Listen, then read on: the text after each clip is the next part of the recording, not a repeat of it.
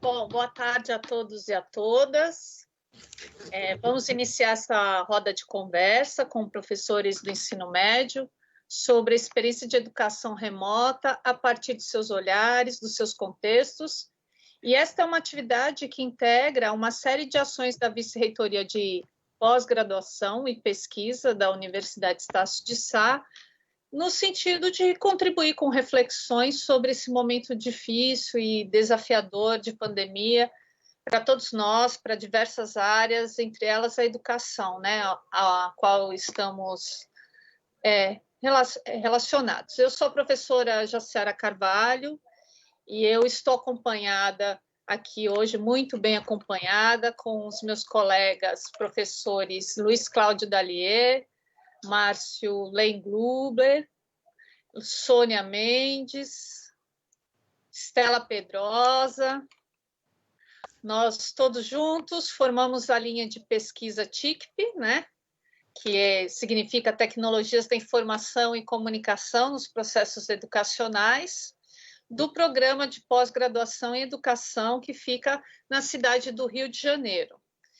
E nossos convidados são dois doutorandos muito queridos no nosso PPGE e professores do ensino médio, a professora Janaína Cunha, a professora Marildo Freire, além do recém-doutor, né, egresso nosso, Gustavo de Paula. A todos vocês, nossos agradecimentos por terem aceitado esse convite. Vai ser muito boa essa conversa, tenho certeza.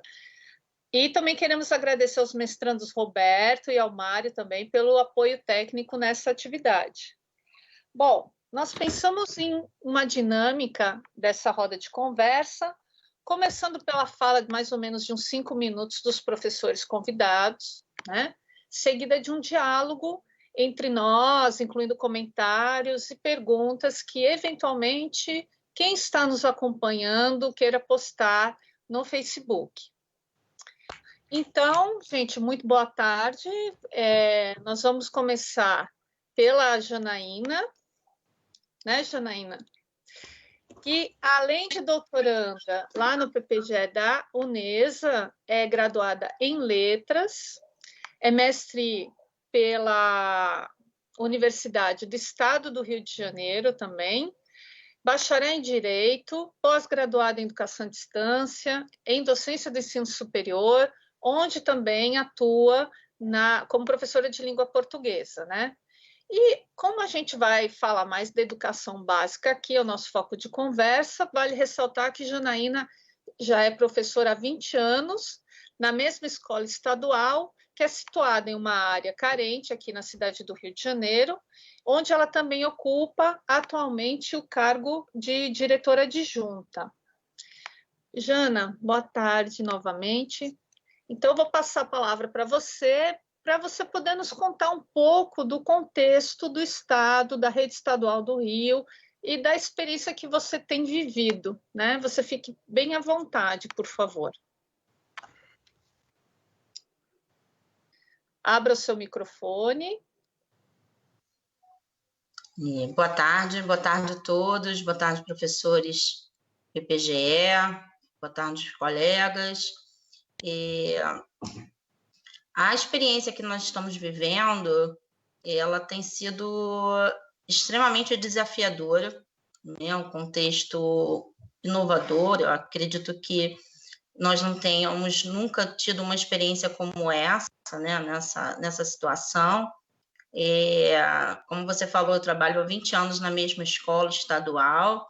A gente já passou por muitos desafios em relação à questão da educação nesse contexto, mas essa questão é muito diferenciada, esse contexto é muito diferente do que a gente já experimentou antes e em todas as ocasiões, e nós temos vivido alguns desafios diários de reinvenção, de tentativas de levar a educação de uma forma qualidade, né, aos nossos alunos, tentando, de alguma maneira, superar esses obstáculos, da mesma forma e, ao mesmo tempo, também superar os nossos próprios desafios né, a nossa experiência e nosso repensar a educação.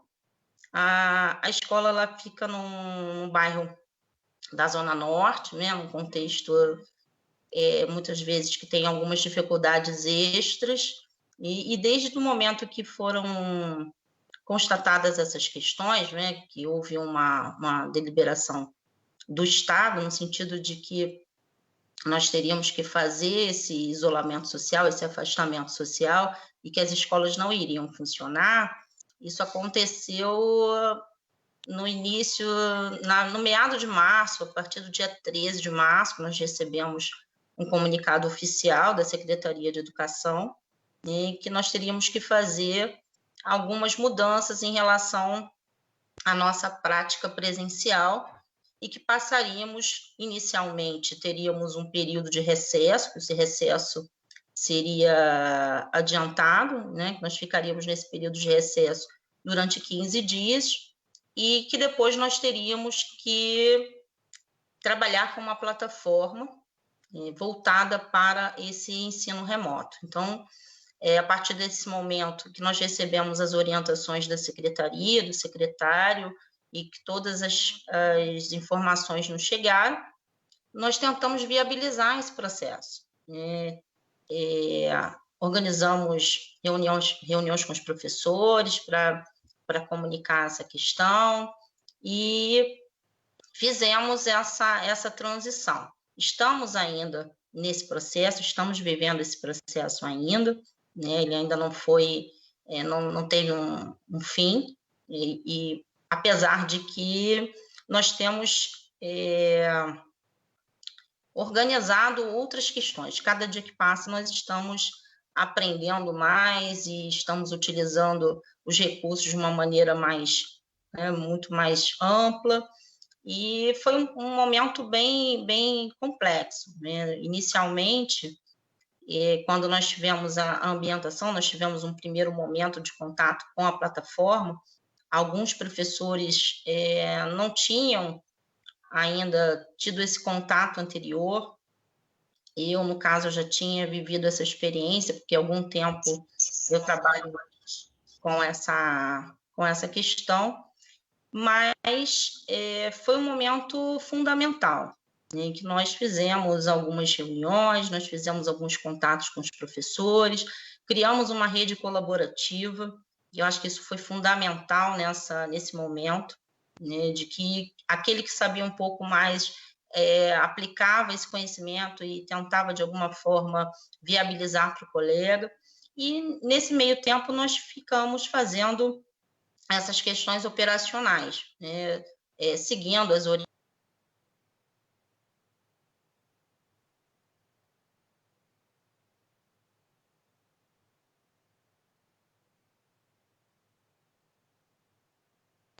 Eu acho que a Janaína ficou com um sinal ruim, né? Vocês estão me ouvindo, gente?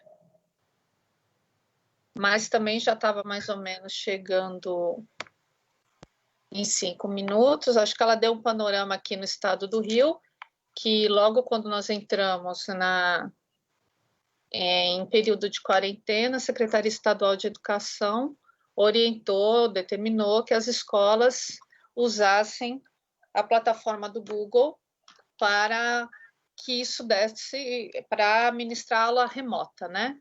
Então, quando a Janaína voltar, a gente retoma essa conversa com ela, tá? E acho que a gente pode passar para um outro convidado nosso. O que vocês acham? Pode ser? Pode ser Amarildo? Sim, tá. Pode ser. Então, o Amarildo, apresentando um pouco, ele vai falar de uma região mais longe daqui de onde a gente está, da região metropolitana de Fortaleza, né? O Amarildo é diretor de uma escola de ensino médio em tempo integral no município de Maracanaú, na região metropolitana de Fortaleza, no Ceará. Ele também é licenciado em História pela Universidade Estadual do Ceará, especialista em ensino de História e em Gestão de Educação Pública, mestre em Informática também pelo Estadual do Ceará e doutorando em Educação na Unesa. E o Amarildo, conta um pouquinho para a gente como é que está a situação lá, ou da região metropolitana, das escolas estaduais, o que você puder nos dá de informação? Houve uma adesão ao ensino remoto, ou como é que está isso? Sim, eu começo dando boa tarde a todos, cumprimentando os colegas, cumprimentando também os professores e a todos da rede social, do Facebook, principalmente oportuno que o Estácio está proporcionando para todos nós aqui.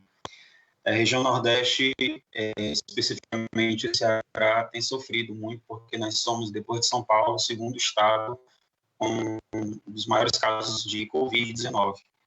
E a nossa realidade educacional é uma escola localizada numa região castigada por questões climáticas, por problemas sociais também. Nós temos 690 escolas, totalizando 447 mil estudantes. Essas escolas elas são divididas em escolas profissionais, escolas de tempo integral, escolas para alunos em privação de liberdade, escolas militares, todas elas com uma filosofia de gestão, uma proposta pedagógica diferenciada e com realidade de alunos também, né, diferenciados, mas que estamos numa mesma situação, que é essa situação da educação remota em tempos de pandemia, né. A minha fala também, eu começo aqui destacando que um dado assim que eu acabei pegando do INEP, que o ensino médio, basicamente 83,9% desses alunos são da rede estadual, né? Então, essa pandemia, ela, de uma certa forma, nos coloca diante de alguns desafios, como, por exemplo, a educação remota, e um desafio maior também que é de superar as desigualdades, porque é inegável que a modalidade de educação remota para o aluno da escola privada, ela é totalmente diferenciada do aluno da escola pública.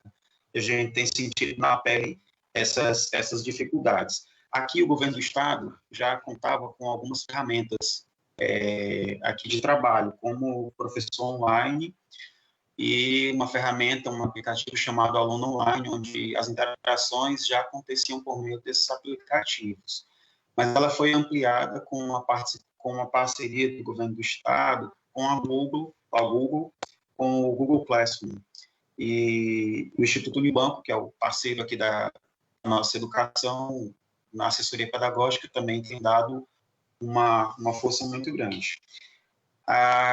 Nós temos percebido muitos professores de preparo, né? Muitos professores realmente apresentam problemas sérios mesmo da própria usabilidade, do entendimento do que é uma aula remota. Eu tenho sentido como gestor que muitos diretores, muitos professores, logo no começo da pandemia, quiseram dar o formato de aula presencial à aula remota, com uma exigência muito grande aos alunos, e depois a gente foi começando a desconstruir com os professores que a educação remota ela tem uma proposta, uma pegada muito diferenciada, que difere exatamente daquela rotina de sala de aula. Além disso, o governo tem desenvolvido algumas ações bem bacanas aqui com os professores, né, que são os colóquios temáticos.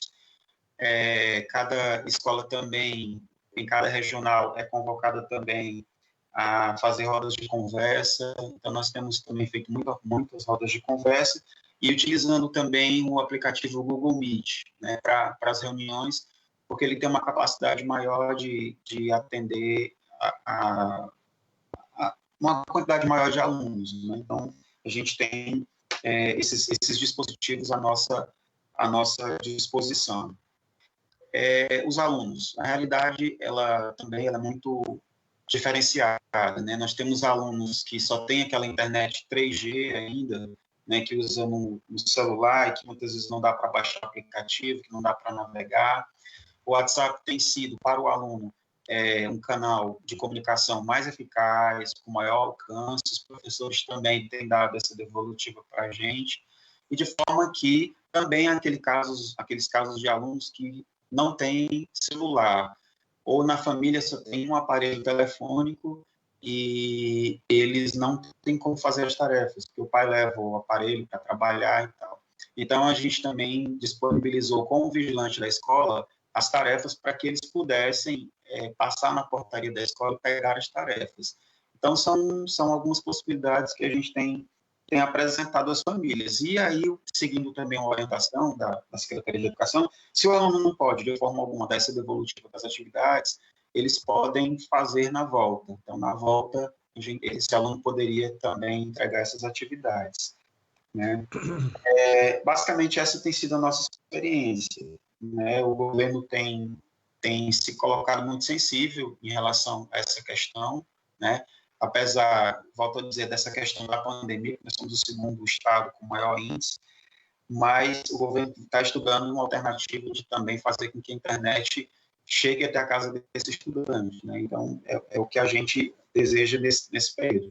A princípio, as previsões aqui no Ceará não são muito boas de retorno, as escolas particulares, elas já deram férias agora em abril, voltaram em maio, e nós não tivemos férias. A previsão é que tenhamos férias no mês de julho e que retornemos às atividades em agosto. Mas, por enquanto, nós estamos em decreto renovado até o dia 31, e aí, no dia 1º, a gente está aguardando aí uma nova posição do governo do Estado em relação a como vai ficar esse cenário. Mas, de forma que o Estado do Ceará tem, e os professores, de uma forma geral, têm sido bastante parceiros, assim, mesmo diante da dificuldade, têm sido muito parceiros. Eu aproveito aqui para comemorar também e agradecer esse momento aí do adiamento do Enem, porque aqui para nós, nordestinos, a gente percebe que esse Enem, nessa modalidade que estava seguindo esse cronograma, seria cada vez mais desigual, cada vez mais injusto. O aluno pobre, o aluno de periferia, o aluno da região metropolitana, ele não teria essa condição de preparo. Então, o adiamento do Enem para 30 ou 60 dias após o cronograma estabelecido pelo MEC já nos dá um alento para que a gente possa retomar, depois desse momento aí que vai passar com muita fé em Deus, da gente retomar as formações para o exame, né? De forma que realmente esse adiamento veio dar uma esperança para o aluno pobre, para o aluno que é excluído da sociedade, para o aluno que não tem o mesmo arcabouço de um aluno de escola privada. Esse é o meu relato. Muito obrigado.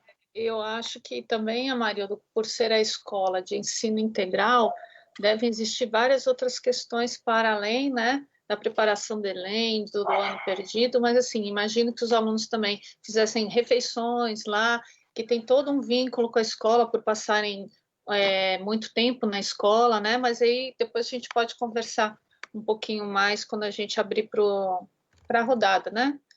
Tudo bem. Muito obrigada, viu? Tudo bem. Eu vou, então, convidar agora o professor Gustavo Afonso de Paula, né, para falar um pouquinho para a gente, né?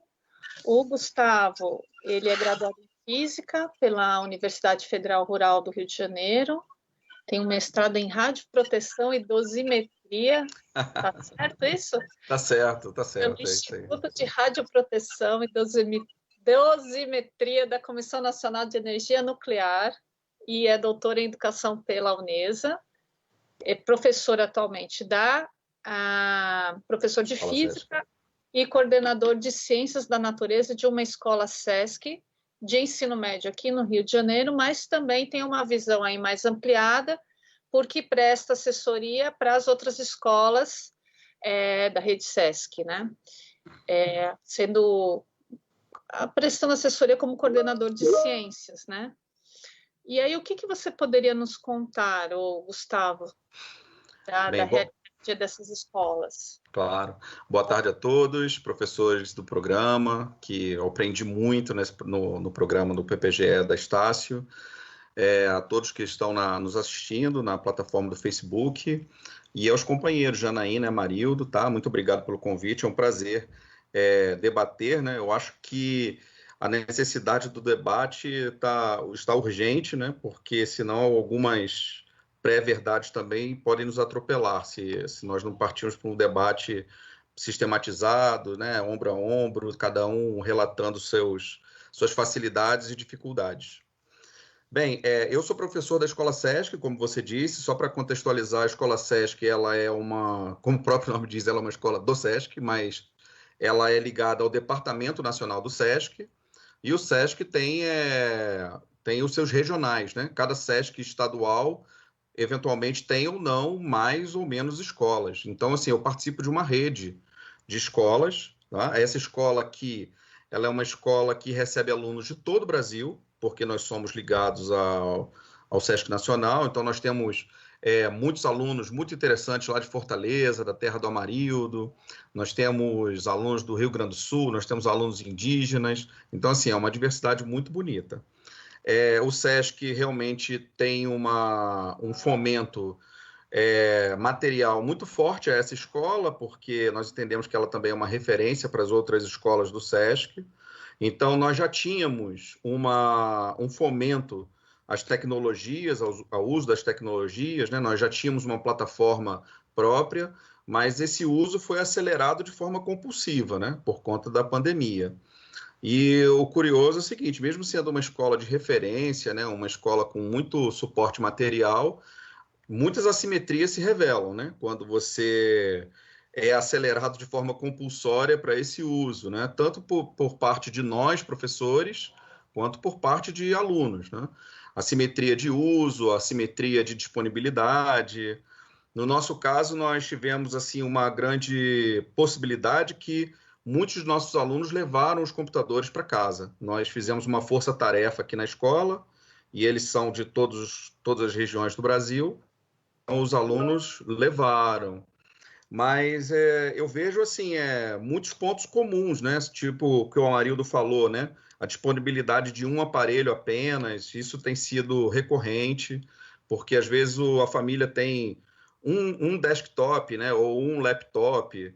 Então, mas aí tem os irmãos que precisam fazer uso também da tecnologia para atender às suas necessidades, a família para demandas domésticas. Então, assim, existe sim uma concorrência. O que eu vi de comum também quando essas assimetrias se revelaram, foi o mesmo cenário da Janaína, uma rede colaborativa, né? Os professores aqui, por mais que aqui já estivéssemos com um suporte à tecnologia já bem interessante, mas quer dizer, quando você vai preparar a sua aula, alguns têm mais facilidades do que outros para edição, para manipulação dos artefatos, né? Tem mais intimidade de uso. E isso foi uma questão muito positiva que surgiu, que foi realmente uma rede de colaboração entre nós professores, né? Da parte dos estudantes, assim, realmente as assimetrias são assim, até mais expressivas do que dos professores, né? Porque talvez no imaginário você já tenha uma ideia de que o professor, né, cada um de uma geração, né, já tem aquele imaginário pré-estabelecido de que cada um tem uma intimidade maior ou menor, e que talvez pelo jovem isso fosse mais homogêneo, mas realmente não tem sido homogêneo, né? Tem jovens que realmente têm assim uma desenvoltura muito alta, por exemplo, para fazer uma planilha de Excel ou para fazer algo desdobrado, mas nós temos jovens também que não têm essa facilidade. Nós também temos algumas questões relacionadas também às dificuldades, né? Por exemplo, essa assimetria de ambiente, né? Eu tenho estudantes que, por exemplo, moram em comunidade, então, assim, tem questão de barulho, tem inúmeras situações, né? Então, realmente, eu acho que o debate é urgente, porque existe sim talvez assim, uma nuvem de expectativa de que as tecnologias possam realmente dar ou um ponto final ou avançar bastante nos processos de educação, e elas realmente são aliados importantes, mas talvez não seja verdadeiro que essa promoção seja automática, né? São muitos desafios e muitas assimetrias que foram postas assim, iluminadas de uma forma como nunca antes na história, depois dessa pandemia. Não sei se já deu meu tempo, Jaci. Já deu, falta 20 segundos, olha. 20 segundos, viu? Área de física, né? Mas olha só deixa eu me defender de uma coisa aqui. O nome é tão pomposo, né? Quando você fala assim, né? Comissão Nacional Energia Nuclear. Minhas dúvidas. Não. Tinha dificuldade difícil, eu até tremia, assim, ó. Não, é bem coisa de físico, né? Minhas dúvidas são as mesmas e vamos embora, vvamos juntos. Deixa eu só aproveitar o gancho e perguntar para você. Acho que ficou claro, né, as assimetrias com relação à adesão dos alunos, né, por todas as questões que você apontou e outras. Agora, com relação aos professores, Uhum. você professores aderiram? Está fluindo? O que você pode dizer? Sim, olha, aqui no nosso caso, nós já tínhamos um fomento alto ao uso de tecnologias. Então, assim, nós já usávamos, né? A escola tem uma rede de internet muito boa, cada professor tem o seu computador, nós temos uma condição de trabalho boa. Então, nós já tínhamos um fomento ao uso das tecnologias. Só que, como eu disse, assim, nós ganhamos um ticket compulsório, né? Tipo assim, você foi convocado, né? E assim, o que não era feito de forma tão intensiva passou a ser feito. Então, assim, por exemplo, ó, vou falar pelo meu caso, vou responder por mim, né? Edição de vídeo. Gente, eu acho que eu editei no Movie Maker, sabe, assim, há um tempo atrás, mas aí eu ganhei um ticket compulsório e aí eu tô aprendendo a editar, já aprendi, já tô um pouquinho, já tô melhorzinho, né? Mas, quer dizer, não era uma habilidade minha, né? Eu tive que correr atrás e eu tenho consciência que eu não sou um editor de mão cheia hoje, né? Eu avancei, mas assim, eu não... eu levo muitas horas para fazer um vídeo, né? Um vídeo de 15 minutos eu levo 5 horas para fazer, né? Muito tempo. Então, mas acho que fica claro que mesmo você estando numa realidade que você tem já uma certa, quase uma integração, né? Quer dizer, os recursos estavam lá, os professores estavam apropriados, ainda assim tem sido uma aprendizagem árdua, né? Tem sido. Nós também. Agora, aí eu vou abrir o microfone e vou ver se algum professor, eu acho que também tem comentários lá no Facebook para ler, mas eu queria perguntar se algum professor da linha gostaria de comentar, um dos três, fazer perguntas, enfim. Jaci, eu só perguntaria se a Janaína, quando cortou, se ela ainda não teria alguma coisa assim para fechar a fala dela, para te ajudar aí na condução. Ah, bem lembrado. Jana, você quer concluir? Eu gostaria de concluir, sim, obrigada, Márcio, aí pela lembrança, e que foi uma questão até mesmo dos desafios que a gente tem que perceber nesse contexto, né? Eu estou aqui sem luz, minha luz acabou, no bairro inteiro, assim, e eu estou tentando aqui pelo celular complementar aqui a minha fala. Eu pude perceber aí pela fala dos colegas que nós temos umas questões que são bem próximas, né? Quando a Mariana fala a questão das orientações, dos decretos e dessa condução desse processo. A gente tem visto aqui no Rio de Janeiro a secretaria muito preocupada com essa questão e dando algumas alternativas para que esse processo possa ser viabilizado, mas a questão ela é premente. Você percebe pela fala dos colegas que as dificuldades são inúmeras. O Amadeu tem uma outra realidade aqui no Rio de Janeiro. A nossa escola, muitas vezes a internet não é boa e muitas vezes os professores também, a gente tem que fazer esse uso do nosso próprio celular, da nossa própria internet. Então, os desafios são diários. Eu acho que isso é uma constante. Mas eu posso perceber que os alunos também têm essas dificuldades, né? Então, acho que, como o colega falou, Gustavo, essas dificuldades ficaram muito ressaltadas, muito evidentes. E nós percebemos isso de uma maneira bem contundente. Jana, e na escola, que você é vice-diretora, todos os professores aderiram, uma parte aderiu? Eu queria ouvir primeiro com relação aos professores, para depois você dizer dos alunos.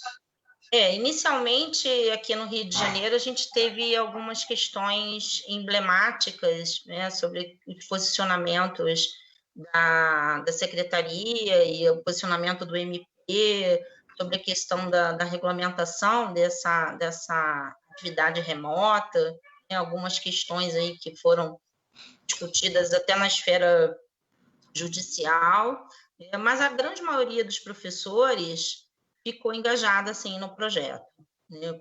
Alguns com alguma dificuldade, né?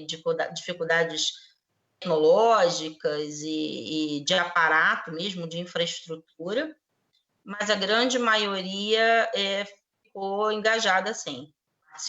Participou das reuniões, a gente tem feito algumas reuniões diárias e muitas vezes nós temos um grupo, nós trocamos bastante as informações e a gente conversa bastante com o grupo, então a maioria está engajada, sim. E os alunos, vocês têm percebido se está tendo uma... porque é difícil você mensurar a adesão. Né? Sim, Mas, é possível perceber alguma coisa? É possível perceber que a maioria dos alunos tem problemas de infraestrutura, né? Não tem computadores, ou alguns alunos têm essa questão de serem moradores de comunidades e tem o fato de não ter um computador, de não ter um celular, de não ter acesso à internet. Nós estamos aguardando ainda algumas questões até para viabilizar esse processo de entrega dos chips, né, que foi uma fala do secretário em relação a essa questão, para tentar viabilizar, pelo menos inicialmente, para os alunos do terceiro ano, né, que vão fazer o Enem, teriam que fazer o término do ensino médio agora, e a gente está tentando viabilizar essas questões, mas tudo é muito complexo, né? Então, uma rede muito grande, com muitas particularidades, com muitas diferenças, e essa questão ainda está sendo conduzida pela secretaria. A gente ainda não conseguiu resolver essa questão aí do acesso. Mas muitos têm entrado, sim. Às vezes eles pegam um telefone emprestado e usa a internet que ele tem lá disponível, os dados, entra, dá um oi, sai, está dizendo, professor, estou aqui, o que é para fazer e tal, e eles estão tentando entrar, sim, estão com todas as dificuldades, a gente está percebendo um esforço muito grande por parte dos alunos. Tá, joia. Alguém gostaria de comentar? Fazer alguma pergunta, professores? Professor Estela? Abre o microfone.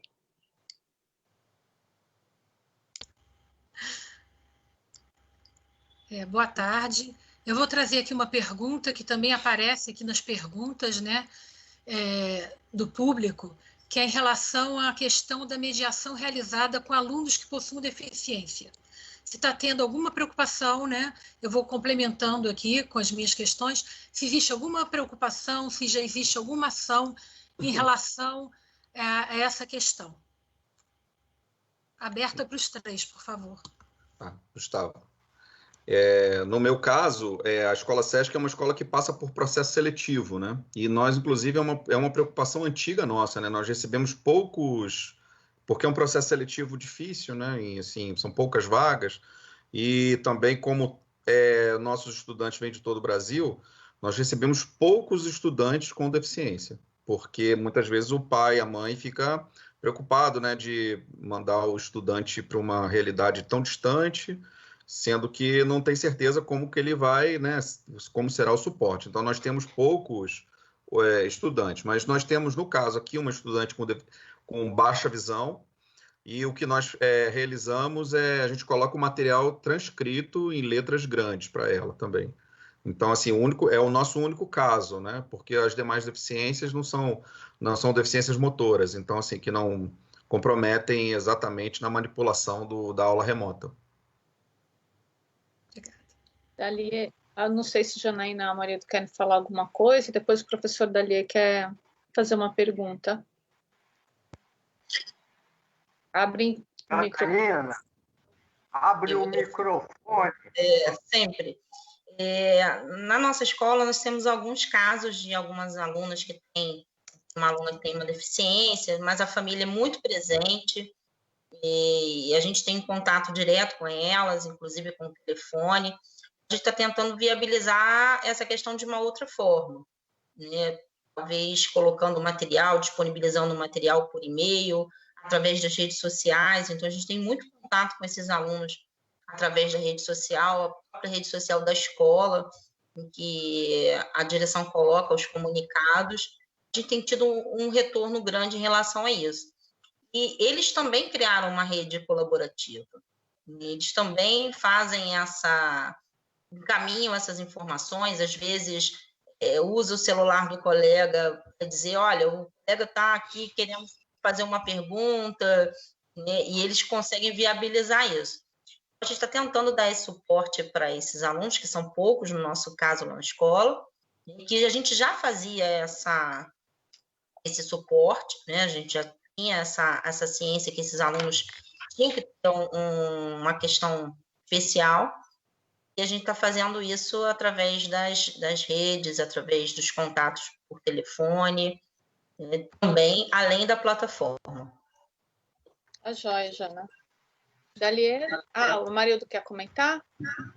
Aqui também nós temos alguns alunos com deficiência, eles já são acompanhados por uma professora de uma sala de recurso multifuncional, e o atendimento também tem funcionado da forma como a Janaína também descreveu, né? É claro que os desafios são muitos, mas há uma professora que mantém contato semanalmente com os familiares, né, e vai orientando também como determinadas questões de sala de aula, de escola, especificamente para o aluno com esse tipo de deficiência. Mas tem tido um acompanhamento, sim, em nossa escola. Tá, joia. Obrigada. Dalier, você pode abrir o microfone? Boa tarde, Gustavo. Boa tarde, Marildo. Boa tarde, Janaína. Obrigado aí pelo depoimento, compartilhamento que vocês trouxeram para nós aqui, todos que estão nos assistindo. Também aproveito para estender o meu boa tarde. Quando a gente ouve professores, diretores e outras pessoas envolvidas com a educação escolar, e particularmente aqui pensando no ensino médio, vamos dizer que é natural que a gente ouça relatos sobre as discrepâncias, desigualdades, as contradições que a tecnologia ou as aulas remotas evidenciam. Seria até estranho se não fosse assim. Na própria sociedade, a tecnologia ela acaba evidenciando exatamente as disparidades, as diferenças, as concentrações, né, de riqueza, privilégio, poder, etc. Então, seria muito estranho, num momento como esse, em que se apela à tecnologia, às aulas remotas, que não ficassem ainda mais evidenciadas as mazelas da escola, né? As disparidades, as contradições.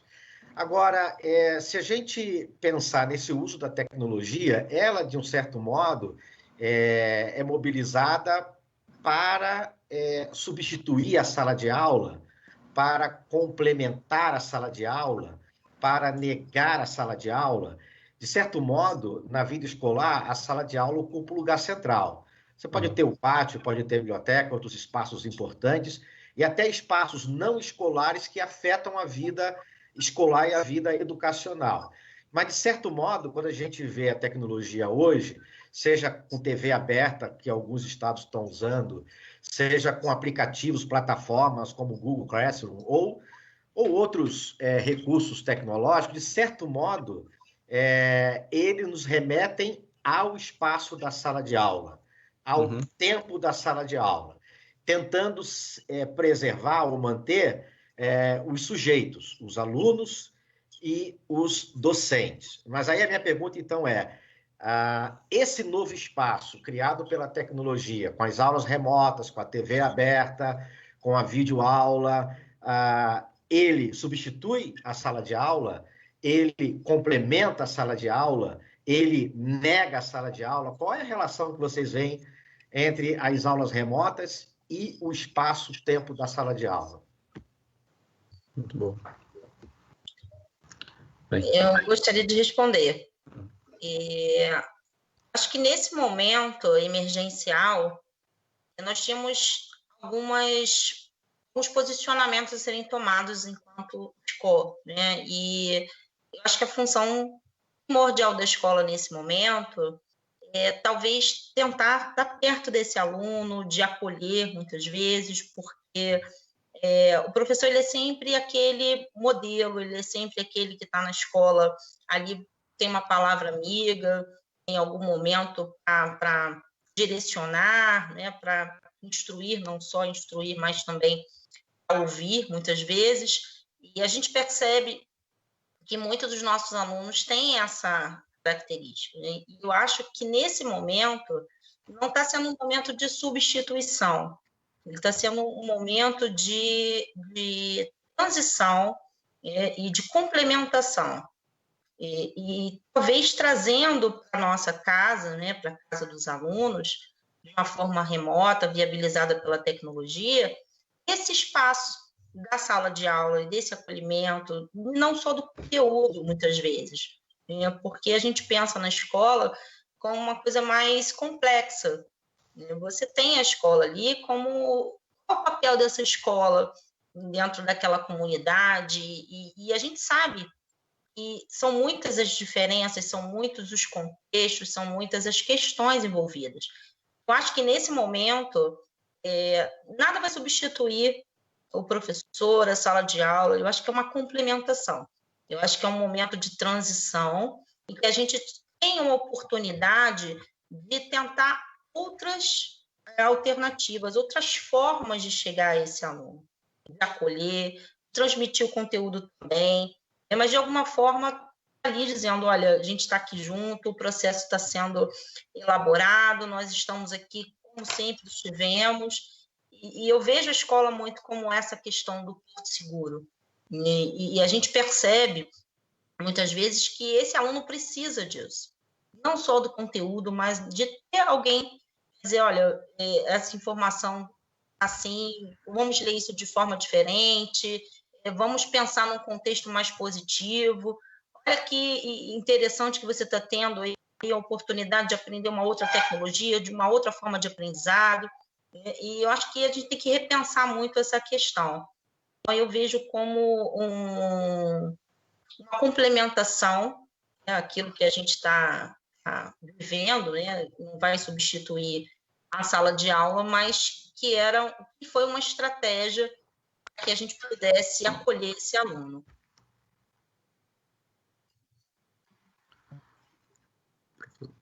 Eu vou ao encontro da fala da Janaína e percebo que ela, nesse momento, ela é carregada desse sentimento de resgate, né, de ir ao encontro do aluno, de colocá-lo em sintonia, para que ele possa entender que muitos alunos nos perguntam se eu vou perder o ano letivo e eu não tenho como se comunicar, e eu penso que nesse momento a tecnologia ela serve exatamente para promover esse encontro, né? Além de resgatar também esse sentido mesmo de sala de aula, mesmo que de uma forma diferenciada, né, de uma forma remota, que para eles está sendo também uma surpresa assim grande, né? Mas penso que nesse momento nada não seria substituição. Essa tecnologia está sendo parceira ao proporcionar esse encontro, né? Mesmo que de uma forma diferenciada.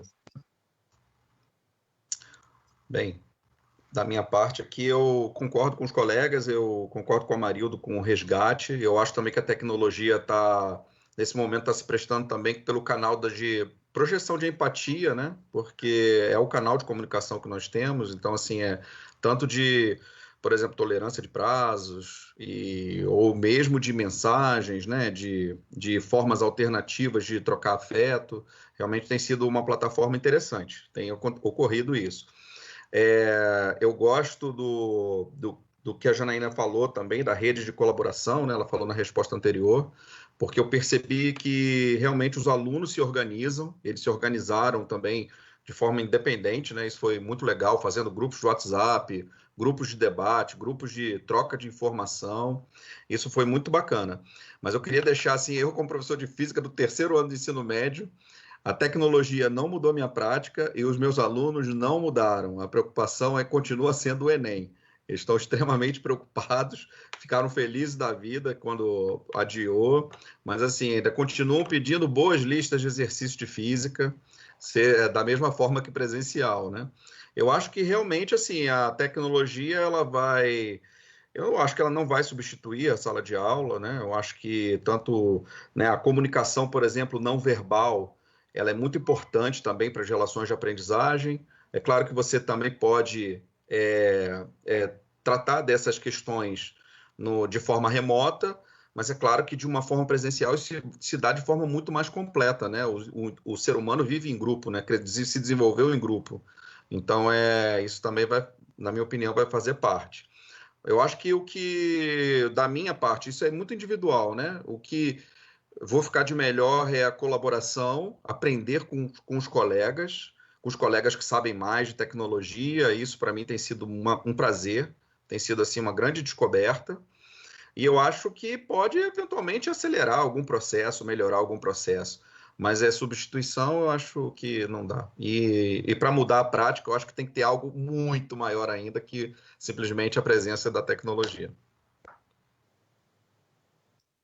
Muito bom, muito bom. Obrigada a todos. O professor Márcio levantou uma mãozinha aqui. Pode abrir, Márcio. Boa tarde a todos, meus queridíssimos colegas de linha TICP, que me ajudam a suportar a quarentena, né? É um alento encontrar vocês. Nossos queridos doutorandos, Amarildo, Janaína, meu queridíssimo ex-orientando, e agora doutor Gustavo, que mora no meu coração, e o povo que eu não estou vendo, que está aí no Facebook. E mas a gente só está vendo um olhinho seu, assim. Se você puder colocar a câmera mais para o lado, a gente pode te ver melhor. Aí, agora estamos vendo melhor. Tá. Tá joia. E um grande agradecimento também ao nosso anjo da guarda, Roberto, que está sempre aí nos ajudando, tá?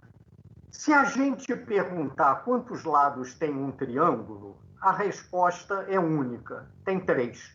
Mas se a gente perguntar para que serve a educação, não tem uma resposta única. Alguns dirão, é para formar o cidadão, outros dirão, é para formar mão de obra para o mercado. Qual é a resposta certa? Depende dos valores que se tem, dos interesses que se tem. Então, logo no começo dessa pandemia, assistindo um jornal nacional, me chamou muita atenção uma fala eu não sei se eu chamaria de educadora, mas acho que da economista Cláudia Costin, mas que atua muito na educação, foi secretária, se não me engano, municipal de educação do Rio de Janeiro, acho que foi secretária de educação também de São Paulo, adquiriu, né, como os economistas, as fundações, um protagonismo que a gente vê de se falar em educação em detrimento dos educadores, né? É batata quando você vai ver um programa da Globo News ou uma entrevista no Jornal Nacional, quem vem falar de educação hoje não é um educador da universidade pública ou mesmo privada, né? Não é um educador de carreira, é sobretudo economista ou alguém que está numa dessas fundações. E a Costin dizia, há 2 meses atrás, mais ou menos, o ano letivo não pode ser perdido, né? Essa era a premissa da argumentação dela. Eu até acompanho as colunas dela na Folha de São Paulo e eu vejo que até ela modulou muito esse discurso ao longo desses últimos meses. Então, eu queria provocar vocês, e até o Gustavo já abordou isso agora no final da fala dele, né? O seguinte, nessa certa dicotomia da escola de ter como finalidade última o desenvolvimento da cidadania ou o cumprimento dos programas, nesse momento de pandemia, vocês sofrem uma certa pressão pelo cumprimento do programa, ou se as escolas também têm podido usar esse momento com toda a sua tragicidade, mas também para discussões político-pedagógicas muito importantes para os alunos, né? Sobre valores como solidariedade, né? Como se portar em relação ao outro, como estão vivendo esse momento e até o que essa situação que a gente vive pode ser aproveitado em matérias como, por exemplo, em história, né? Onde a gente fala ao longo da história outras pandemias, a matemática, a física, poderia até explorar. A gente vê no dia a dia, no Jornal Nacional, gráficos, colunas, né? Representações gráficas, modelos matemáticos, nas redações, nas argumentações, debates sobre posições, né? Coisas que eram ligadas aos temas transversais, como ética, pluralidade cultural. Então, minha pergunta é essa, né? Se nas escolas que vocês estão, as experiências que vocês estão vivendo,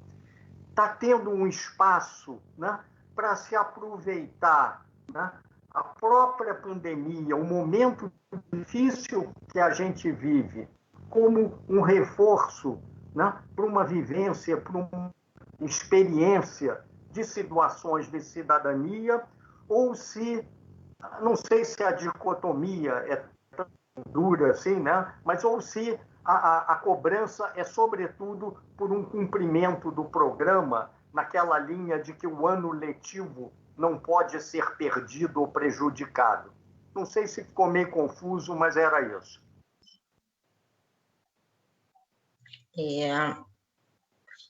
Posso começar respondendo? Eu vejo que existem essas questões, essa preocupação, né, e em relação aos conteúdos, a questão do Enem era uma preocupação anterior aí, inclusive foi feita o próprio secretário se colocou em relação a essa questão do Enem, do adiamento do Enem. Eu percebo que existe essa possibilidade de tratar esses temas transversais, a questão da ética, das desigualdades, desses conceitos que são fundamentais à educação, de uma maneira a ser colocada dentro do conteúdo. Então, muitas vezes, aquele professor que trabalhava um conceito estanque, hoje ele pode colocar isso como um exemplo, fazer uma leitura de um gráfico na matemática. Eles estão sendo estimulados nesse sentido, de usar essa tecnologia e essas aulas, essa nova modalidade, de uma outra maneira. Eu acredito que os professores, até por essa questão de ter que reinventar esse momento de sala de aula, eles estão também aproveitando esse contexto. Essas informações que estão sendo recebidas, essas questões estão sendo debatidas para tratar desses pontos fundamentais aliados ao conteúdo, de uma forma mais abrangente, uma forma mais focando esses valores, né, de ética, discussões, de questão das desigualdades e muitas vezes fazendo essas discussões até por via do aplicativo. Eles marcam algumas aulas, algumas conferências, muitas vezes há outros professores que participam também. Isso é muito interessante, porque eles estão aproveitando essa questão e esse contexto para trabalhar esses conteúdos também dentro dessas aulas. Jana, mas acho que a pergunta também do Márcio vai um pouco no sentido de se vocês sofrem pressão para cumprir os conteúdos, né? E aí pensando no cumprimento do ano letivo, né? Vocês têm percebido, tem ocorrido essa pressão? Na verdade, a gente tem uma questão mesmo das atividades, né, dos conteúdos que são colocados e foram planejados em tópicos, né, pelas disciplinas.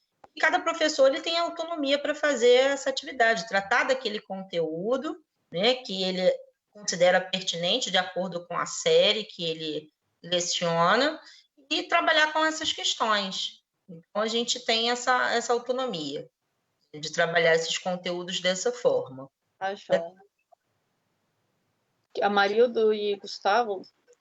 Olha, aqui no Ceará, na nossa rede, a pressão que a gente tem sofrido é especificamente quanto à devolutiva, porque o Ministério Público tem acompanhado a Secretaria de Educação e tem sérias dúvidas assim, em relação se essa educação remota tem dado certo.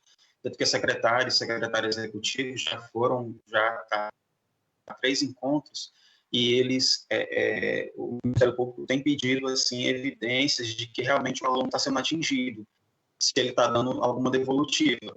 Mas sobre a questão do cumprimento do conteúdo, que precisa estar lá rigorosamente sendo executado, não. A cobrança maior que a gente tem sofrido, que a gente tem repassado aos professores, é se o aluno está sendo atingido, né, se a gente está conseguindo alcançar esse aluno com essas possibilidades aí, para que a gente possa dar esse retorno ao Ministério Público, para que, na volta, porque os professores também têm um receio muito grande de, ao voltar, né, a Justiça não considera essa educação remota que o Estado de Ceará está fazendo eficaz. Então, o temor do sindicato e dos professores, de uma forma muito sincera, é ter que voltar e pagar essas aulas, né? Então, a pressão que a gente tem sofrido mais é sobre essa questão do alcance, se realmente a gente está atingindo esse aluno. Agora,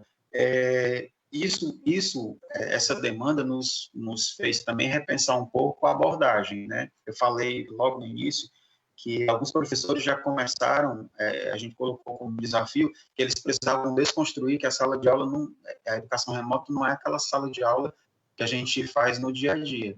Então, que a gente pudesse adotar um procedimento, uma postura mais criativa para tentar alcançar o aluno e fazer com que ele nos devolva, nos traga essa devolutiva. De todo modo, assim como tem essa pressão, essa cobrança, os professores não estão desamparados.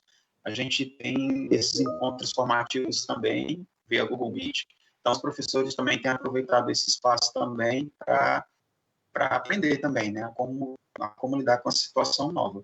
Mas a pressão maior é exatamente isso, né, sobre a questão de se a gente está atingindo ou não esse aluno, e se esse aluno está devolvendo a atividade. O Estado tem um projeto, que é o Escola Espaço de Reflexão, que inclusive essa semana está sendo a culminância, onde nós estamos trabalhando. O Espaço de Reflexão é um espaço que a escola tem um projeto que é dado às escolas estaduais para discutir assuntos, os mais variados assuntos. Fazer da escola um espaço de discussão, de pluralidade, né, para se discutir questões que envolvam a realidade deles, né, poder, democracia, enfim. Então, essa semana a gente tem vivenciado esse projeto. E essa semana, especificamente, alguns temas têm sido bastante pertinentes, como, por exemplo, cuidar da interesse humana, né, cuidar de si, como lidar com a ansiedade em tempos de pandemia, né? Tem muito professor que realmente está sofrendo aí aqui por conta já tinha crise de ansiedade com isolamento social e com não saber lidar muitas vezes com a tecnologia e a cobrança também, ele acaba ficando esgotado. Eu já tenho recebido relatos de alguns professores que mesmo nesse período de pandemia já entraram com um atestado para sair da educação remota para poder se tratar, porque aí tem as questões familiares também, né, a perda também de parentes também, então isso tem sido muito presente aqui na nossa realidade aqui de estado do Ceará.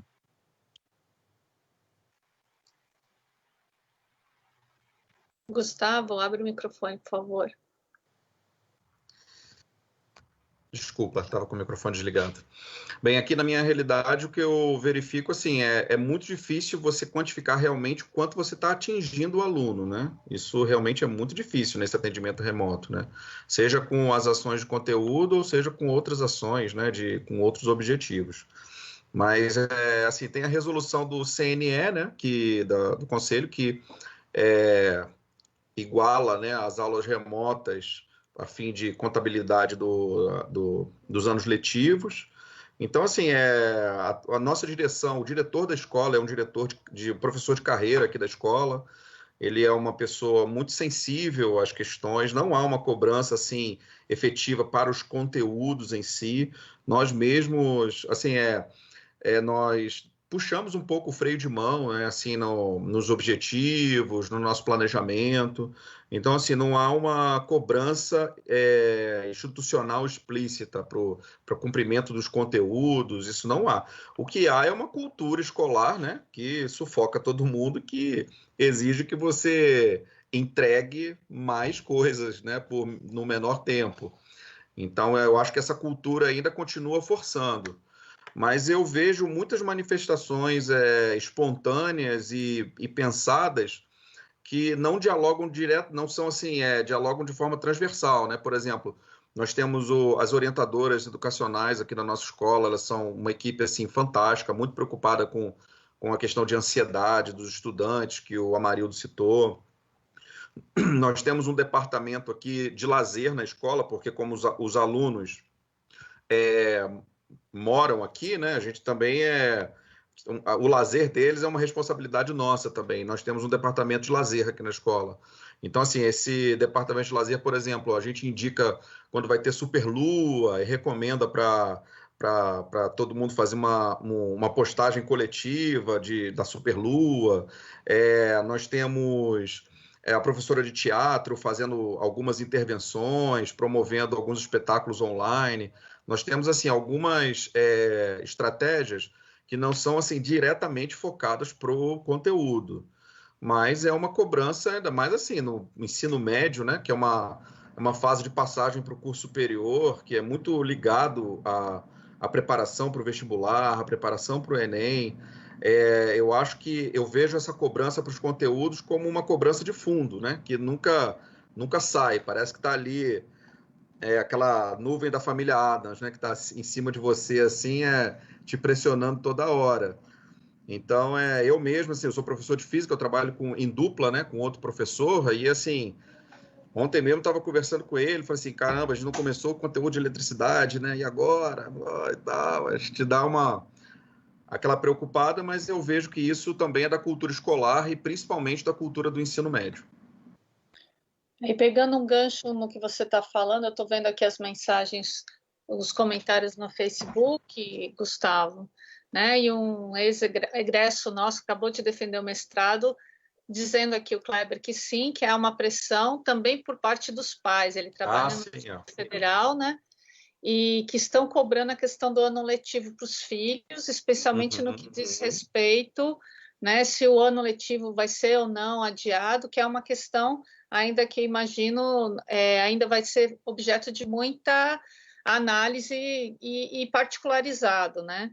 Tem um outro comentário aqui da Cláudia também, que é lá de Portugal, eu a conheço, né? E ela ressalta na experiência que viveu lá com os filhos, né? Que vive com os filhos, né? Que é um momento muito importante de ouvir o que os alunos estão sentindo, né? Como é que está essa situação para eles, que eles têm um horário dedicado à discussão, né, o horário dos professores dedicado à discussão com os alunos. Então, são todos esses enfrentamentos, ao mesmo tempo que você tem uma cobrança, né, explícita ou não, né, do conteúdo programático, tem a questão da formação para a cidadania, da escuta, do acolhimento, né?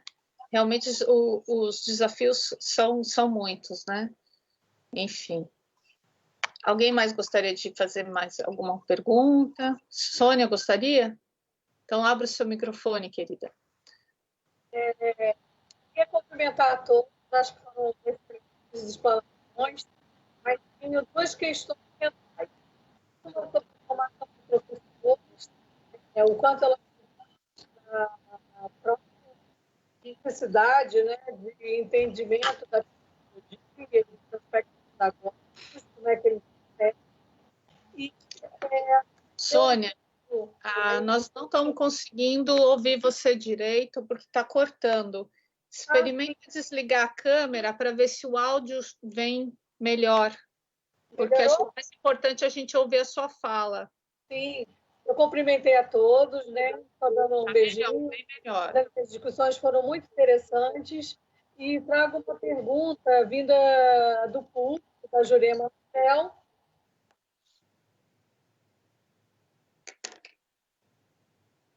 Acho que a gente perdeu a Sônia. Não, estou aqui. Conseguiu? Voltou. Pode falar, Sônia. Você ia falar de uma pergunta da Jurema, lá do Facebook, né? Exato. A Jurema coloca essa preocupação em relação à formação de professores, eles estariam para a educação à distância, e também pondera o quanto a pandemia, né, de alguma maneira, pôde trazer luz sobre as dificuldades tecnológicas dos professores. Eu queria complementar essa questão com relação dois aspectos. O primeiro aspecto é sobre as implicações dos professores, não somente em relação às questões técnicas, mas as questões pedagógicas, emocionais, e essas questões bem novas, né, que é o trabalho remoto. Queria que a gente pudesse conversar um pouco sobre isso. Vocês conseguiram entender a Sônia? Mais ou menos. Ela falou da formação dos professores, é isso? Ô, Sônia, coloca a questão Só no uma coisinha. WhatsApp que eu leio para eles, mas aí ela estava falando, porque a Jurema disse que a academia deixou mais evidente o despreparo da educação para o uso de recursos eletrônicos. Será que isso pode incentivar, promover que a formação de professores, né, dê mais valor? Acho que é isso que a Jurema está querendo perguntar, né? Valorize que a formação de professores valorize a integração das tecnologias ao currículo, a repensar o formato da sala de aula. Acho que é um pouco por aí que a Sônia e a Jurema estavam perguntando. Vocês acham que agora é o momento? Eu acredito que sim. Acredito que sim, que a gente ressaltou, né, essas dificuldades, algumas lacunas em relação à formação dos professores e ao ambiente de trabalho, à nossa infraestrutura, e muitas vezes isso vai acender um farol, né? Porque a gente vai percebendo que existem muitas questões envolvidas aí nessa formação, no projeto de educação, nas escolas de formação de professores, mas eu acredito que essa questão ela não atinge só o professor, ela atinge a todos nós como sociedade, mas isso evidencia, sim, com certeza, essa possibilidade aí de haver uma reformulação na própria formação pedagógica, com certeza, como forma de utilizar essa tecnologia ou dar maior preparo para que os professores possam utilizar as tecnologias em salas de aula no momento pós-pandemia. Eu penso que esse cenário realmente tem feito essa provocação muito grande de repensar o ensino, né, a formação dos professores, né? Eu penso que as tecnologias, muitas vezes as pessoas encaram apenas como um meio instrucionista, né? Apenas, olha, isso é usado assim, dessa forma, e etc. Mas eu penso que a tecnologia ela vai muito mais além que isso, ela tem um sentido. E hoje eu estou fazendo uma disciplina com o professor Dali sobre filosofia da tecnologia e sou professor de história. E isso tem me chamado muita atenção, porque a filosofia da tecnologia ela é muito importante para a gente compreender tempos como esses, né? A gente não reduzir só a tecnologia a um significado de usabilidade, né? Mas ela tem todo um sentido maior que transcende isso e que ela pode gerar discussões. A tecnologia ela é constituída também de poderes também, né? A gente é nesse espaço também que a gente tem a condição de discutir poderes, que a gente tem condição de discutir também democracia. Você está vendo aí por que muitos não têm acesso, outros têm. A gente consegue perceber que mesmo no caos, as pessoas ainda continuam divulgando fake news, continuam disseminando determinadas receitas rápidas para curar a Covid, uns fazendo a defesa de um determinado medicamento, e tudo isso tem alcançado um maior volume através desse uso da tecnologia. Olha, esse uso da tecnologia, a Covid, uns fazendo a defesa de um determinado medicamento, e tudo isso tem alcançado um maior volume através desse uso da tecnologia. Olha, esse uso da tecnologia que tem disseminado essas versões assim instantâneas de cura da Covid-19. Né? Um exemplo maior, o nosso presidente da República aí, que faz assim escancaradamente a defesa disso e que não faz cerimônia, que escancara toda essa discussão. Mas a tecnologia ela é importante e associada à filosofia da tecnologia, ela vai nos dar uma possibilidade maior de enxergá-la e ultrapassar essa visão de uma tecnologia apenas instrucionista, apenas de apresentar um slide, assim, dessa forma e tal. É muito mais que usabilidade, né? Bem, eu sobre essa relação da formação de professores, assim, essa assimetria, ela para mim, assim, não é uma surpresa, porque eu não passei por essa formação na graduação, professores mais jovens que eu também não passaram, todos os contatos que eu tenho com os licenciandos também, assim, aparentemente o repertório de debate e de uso também não é aprofundado, e eu acho que a pandemia talvez ela direcione um pouco mais de forma forçada para essa formação, mas eu ainda acredito que ela ocorrerá de uma forma muito a partir da técnica.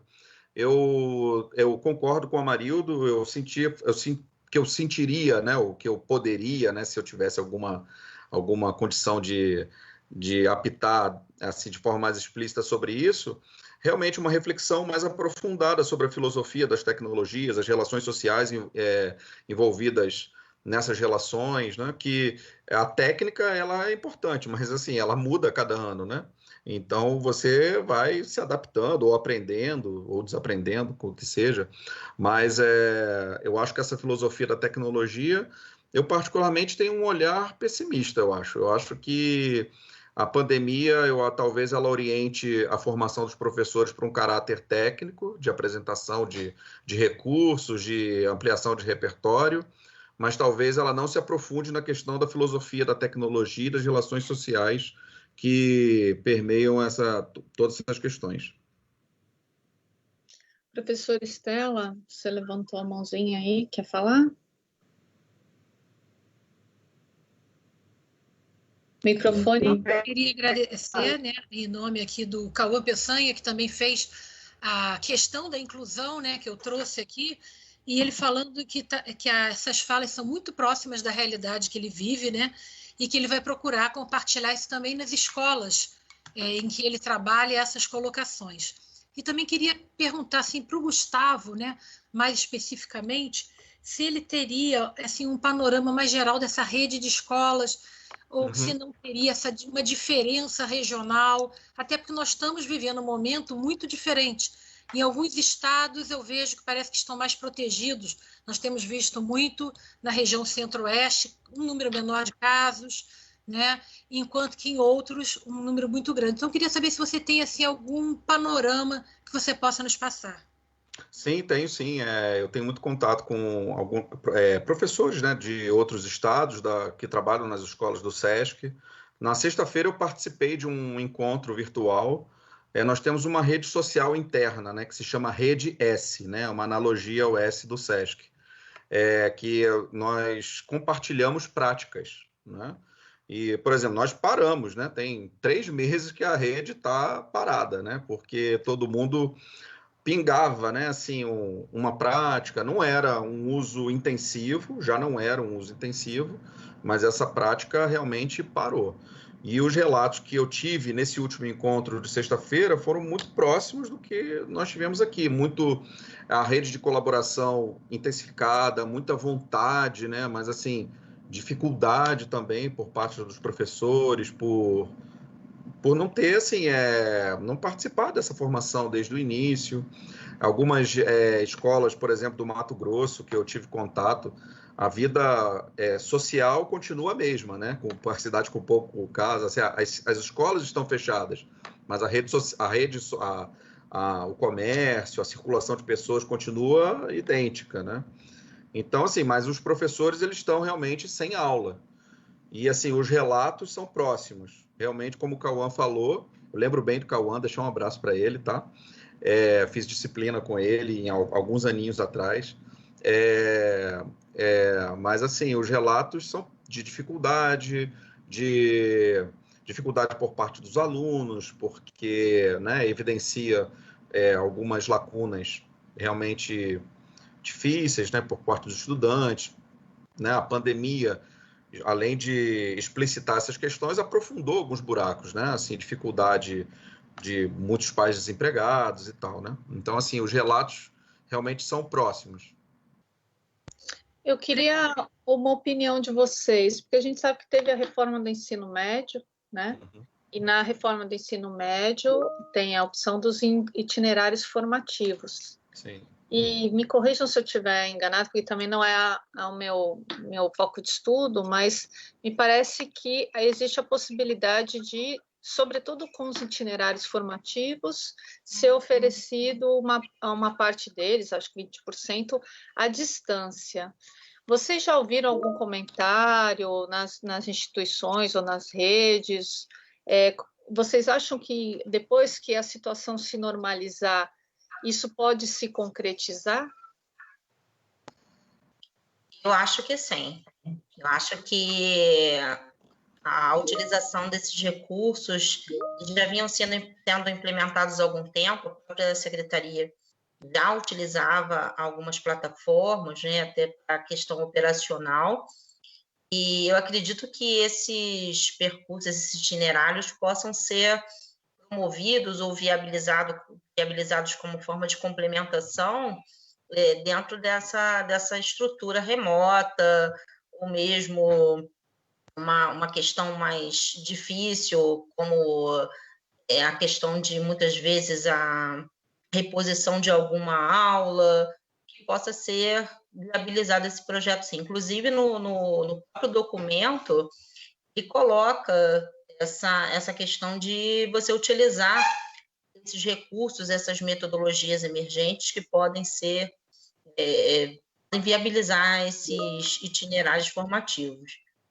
Eu acredito que essa prática ela vai acontecer, sim, em algum momento pós-pandemia e vai perdurar aí em alguma questão mais particular, principalmente da rede do Rio de Janeiro, né, que é a escola em que eu atuo. Eu acho que muito desses experimentos, essas experiências, o que está sendo foi benéfico, essas rodas de conversas, esse acolhimento do aluno, eu acho que isso vai perdurar sim e vai viabilizar essa utilização dessas tecnologias a esses momentos. Tá joia. Nós aqui no Ceará já tínhamos começado essa discussão sobre os itinerários formativos a partir também das disciplinas eletivas que nós temos na escola de tempo integral. As disciplinas eletivas são disciplinas que os alunos escolhem a partir de um cardápio que é disponibilizado pela Secretaria de Educação, vai desde a arte, comunicação e cultura, educação e tecnologia, empreendedorismo, né? E aí, antes da pandemia, houveram alguns encontros com gestores, mas, a princípio, aqui no Ceará, estávamos apenas em fase de estudo.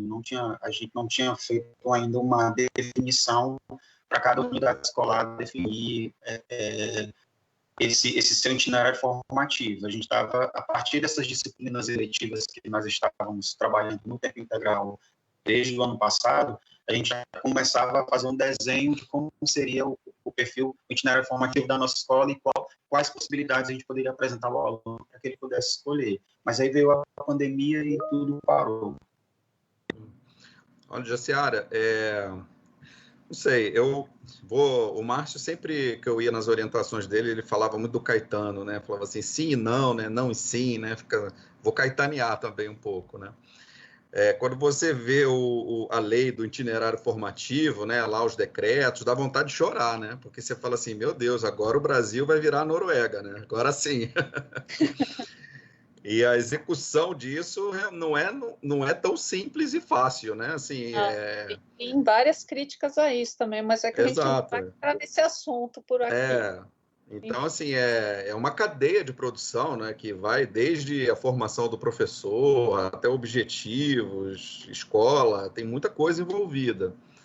Então, assim, eu acho que, como diz o professor Márcio falou para mim várias vezes, sim e não, né? Não e sim, né? Tipo, invariavelmente nós sairemos do mesmo lugar, né? Não estaremos no mesmo lugar no futuro.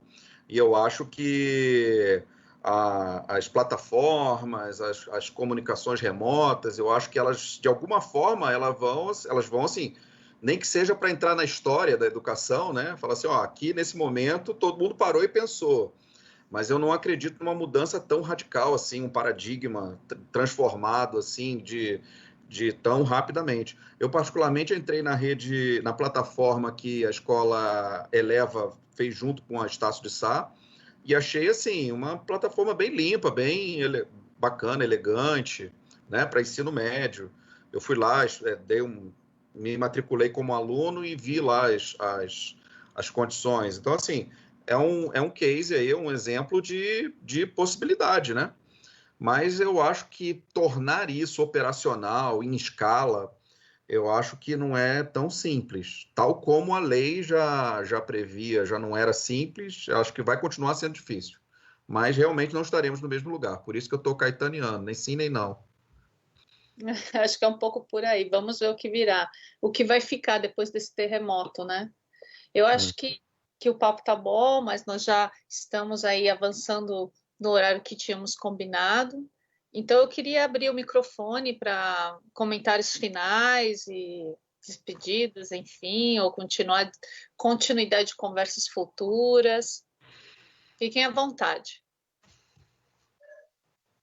Eu gostaria de agradecer a CGSA, os professores fizeram esse convite, eu me senti muito feliz em estar participando e falar um pouco dessa experiência que é única nesse momento, né, que vai fazer parte da nossa história com certeza, e agradecer pela contribuição aí que eu pude apresentar aqui, e somente isso, e falar que nós estamos juntos aí, nos reinventando, tentando de alguma maneira viabilizar esse processo, auxiliar uns aos outros, criando uma rede colaborativa, importante, e nesse caminho aí da educação. Com certeza nós não sairemos iguais desse processo, com certeza.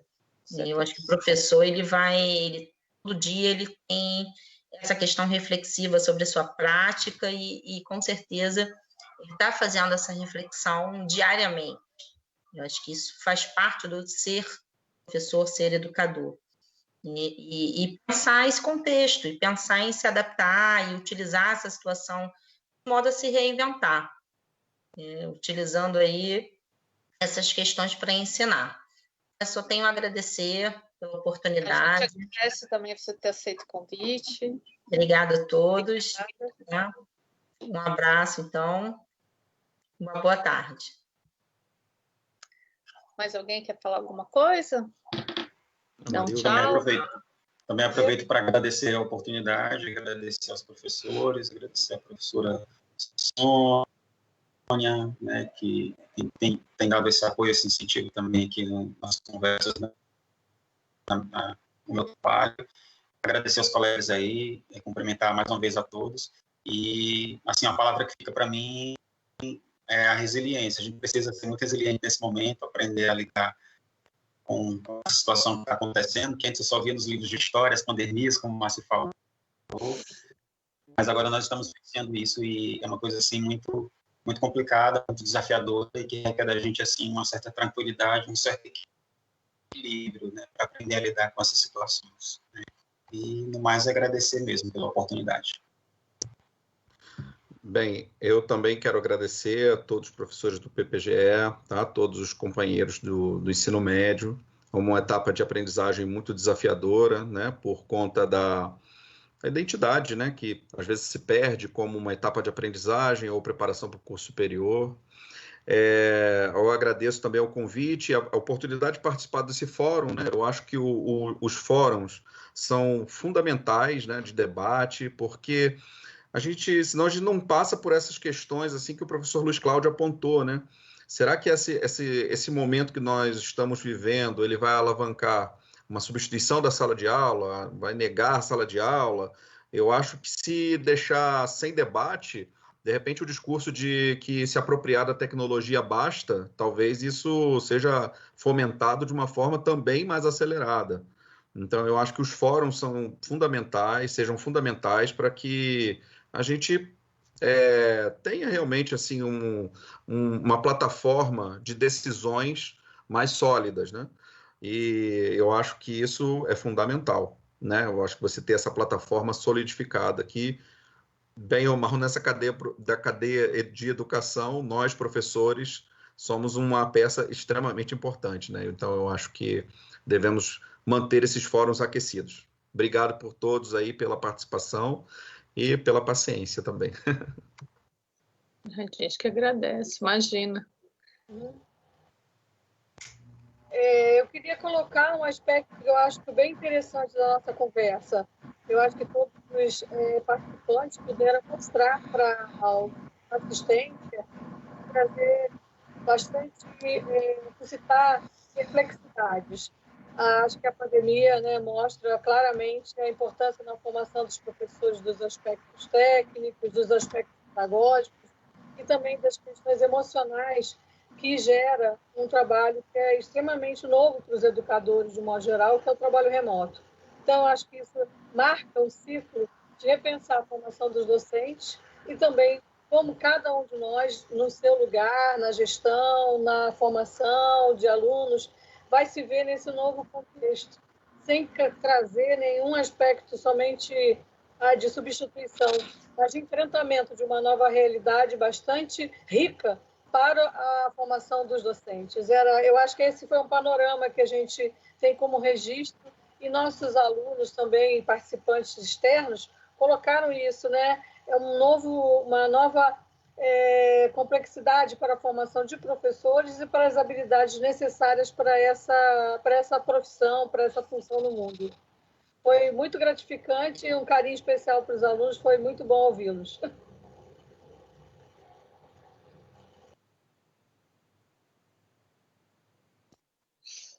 Também acho que algum professor não. Então acho que a gente só. Stella quer. Eu acho que o Márcio quer falar primeiro. Deixa o Márcio falar, por favor.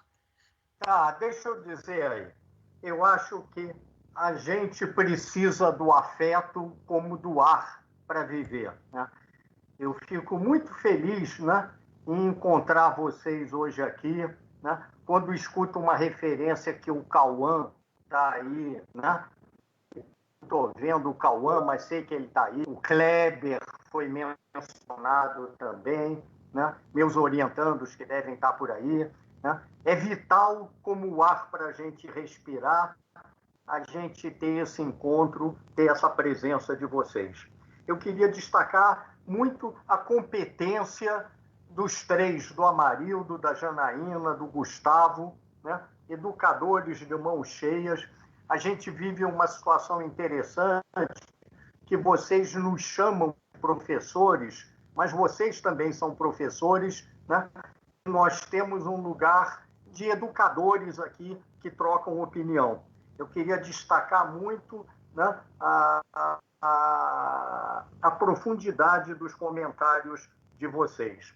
Destacar também, né, que mesmo numa situação muito privilegiada que a gente tem aqui, de poucos participantes, todo mundo gente grande, com condições tecnológicas boas, as tensões que a gente tem, momentos que caem, que o som de alguém não funciona, né? Então, imagina o professor que está com uma sala de aula com 45 alunos, parece que é moleza isso que a gente faz, a gente tem que levar muito em conta as dificuldades reais que acontecem. E a última coisa, a gente está num programa de pós-graduação em educação, onde a gente fala tanto da pesquisa educacional, sabe que um fórum como esse, muito possivelmente, vai ser objeto de pesquisa de alguém daqui a algum tempo, né? Alguém que vai fazer uma dissertação de mestrado, uma tese de doutorado, ou escrever um artigo acadêmico sobre a docência em tempos de pandemia. E eu acredito que um fórum como esse vai ter uma boa qualidade para algum pesquisador no futuro. Um grande abraço a vocês, saudades, muitas saudades de vocês. Um beijo. Bom, então eu vou dar continuidade aqui, né? O Márcio até falou alguma coisa que eu estava aqui pensando, eu ser breve, porque o Gustavo foi meu aluno, a Marildo foi meu aluno, e no momento a Janaína é minha aluna, né? E eu sempre falo isso com os meus alunos e muito com os meus orientandos, que nós aprendemos muito porque vocês nos trazem muito de uma realidade que nós não vivemos. Então, o que eu sei, por exemplo, aqui no Rio, alunos que trabalham em comunidades que eu nunca entrei e que me trazem, que é o caso até do Cauã, né, que apresentou uma questão, né, e eu aprendi hoje muito com vocês, né, e também agora com os alunos de fora, né, como a Marildo, trazendo as questões do Ceará, o Gustavo também de outro foco e que também tem esses contatos. Então, acho que nós aprendemos muito e que para nós é muito importante ouvi-los, né? Então, eu quero agradecer muito a vocês, a participação, e eu realmente fico muito feliz em contar com vocês aqui, tá? Eu acho que todos nós, né? Então, muito obrigada de coração para vocês.